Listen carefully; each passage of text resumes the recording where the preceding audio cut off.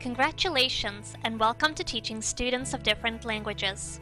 Whether you have one or several English language learners in your classroom, we hope that the information in this video will help you think about the internal and external factors that influence a student's learning experience.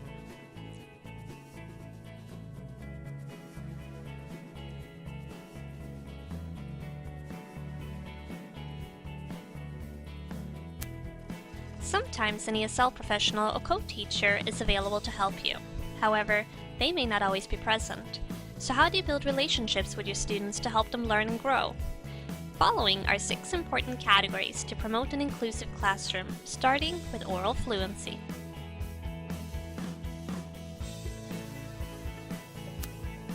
You may perceive this latter group of students as having language skills comparable to native speakers. However, conversational proficiency in English should not be used as a measure of a student's thinking, writing, and reading proficiencies. These may still be underdeveloped and well below grade level.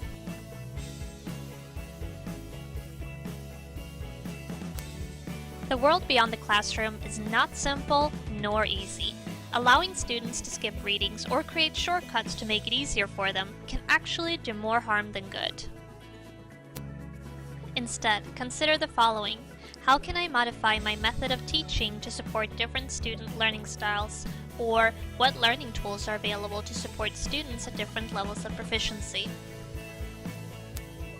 Following are some tips to assist rather than to simplify. 1. Break down any readings into lesser-sized pieces. 2. Embrace multimodality. 3. Complement any verbal directions with a written version and vice versa. 4. Draw attention to different styles of text.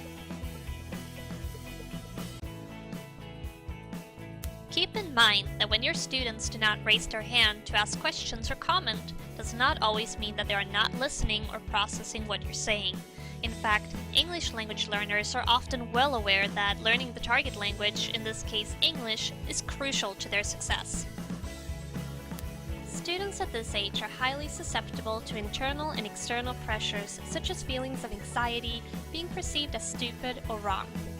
Grammar is important, but make sure to create an environment where participation, asking questions, and sharing ideas is more important than always saying the right thing in proper English.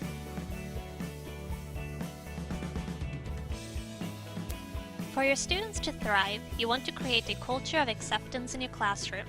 Try to be proactive and ensure that all students are represented in the material you choose to integrate. With this, a word of caution. You do not know how they identify themselves, so make sure you do not push what you perceive to be their culture onto them.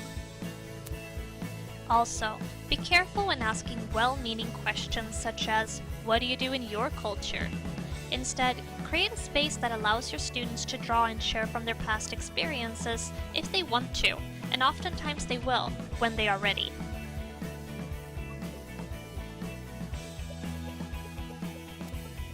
To be bilingual means that you will always have more than one language floating around in your mind. Bilinguals have linguistic options and may need extra time to process questions and assignments. By taking a few simple steps, you can show your students that you take interest and that you do not see their native language as a deficit. Following are a few suggestions. Allow them to use dictionaries and have their peers translate as needed. Ask open-ended questions to ensure they understand without calling them out in front of everyone. Allow code switching, where they may use a foreign word as a placeholder if they don't know the English word.